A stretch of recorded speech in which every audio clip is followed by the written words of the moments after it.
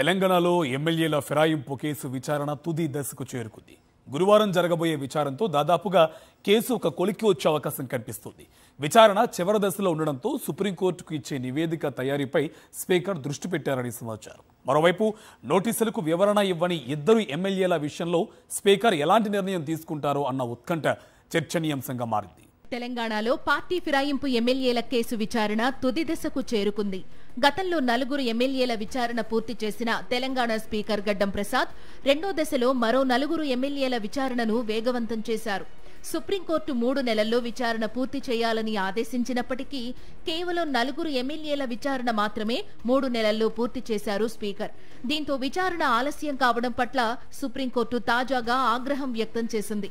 మరో 4 వారాల్లో విచారణ పూర్తి చేయాలని స్పీకర్ను ఆదేశించింది సుప్రీంకోర్టు డెడ్ లైన్ తో విచారణ వేగవంతం చేసిన స్పీకర్ గడ్డం ప్రసాద్ మరో 2 ఎమ్మెల్యేల విచారణ పూర్తి చేశారు. ఇక 2 ఎమ్మెల్యేల విచారణ మాత్రమే మిగిలి ఉంది. మొదటి దశలో ఎమ్మెల్యేలు కాలే యాదయ్య, ప్రకాష్ గౌడ్, బండ్ల కృష్ణమోహన్ రెడ్డి, గూడెం మహిపాల్ రెడ్డిల కేసు విచారణను పూర్తి చేశారు స్పీకర్. ఇక రెండో దశలో తెల్లం వెంకట్రావు, డాక్టర్ సంజయ్ల విచారణను బుధవారం నాటికి పూర్తి చేశారు. ఇక గురువారం నాడు పోచారం శ్రీనివాసరెడ్డి, అరికెపూడి గాంధీల చివరి వాదనలు విననున్నారు స్పీకర్.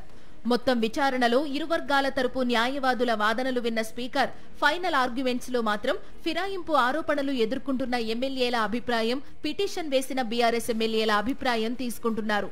అసలు ఈ మొత్తం విచారణకు ముందు బీఆర్ఎస్ పార్టీ నుంచి కాంగ్రెస్ లోకి మారారనే ఆరోపణలు ఎదుర్కొంటున్న 10 మంది ఎమ్మెల్యేలకు స్పీకర్ గడ్డం ప్రసాద్ నోటీసులు జారీ చేసిన సంగతి తెలిసిందే. అందులో 8 మంది ఎమ్మెల్యేలు వివరణ ఇవ్వడంతో వారి విచారణ విడతల వారీగా పూర్తి చేస్తున్నారు. ఎమ్మెల్యేలు కడియం శ్రీహరి, దానం నాగేందర్లు ఇప్పటి వరకు స్పీకర్ నోటీసులకు వివరణ ఇవ్వలేదు. దీంతో వీరిద్దరి విషయంలో స్పీకర్ ఏం చేస్తారన్న అంశంపై ఉత్కంఠ కొనసాగుతోంది. మరోవైపు స్టేషన్ ఘన్పూర్, ఖైరతాబాద్ 2 నియోజకవర్గాల్లో ఉప ఎన్నిక ఖాయమని జోరుగా ప్రచారం జరుగుతున్న నేపథ్యంలో స్పీకర్ డెసిషన్ కోసం అధికార, ప్రతిపక్ష పార్టీలు ఆసక్తిగా ఎదురు చూస్తున్నాయి. ఈ నేపథ్యంలో స్పీకర్ డెసిషన్ ఎలా ఉంటుందో తెలియాలంటే మరికొన్ని రోజులు ఆగాల్సిందే.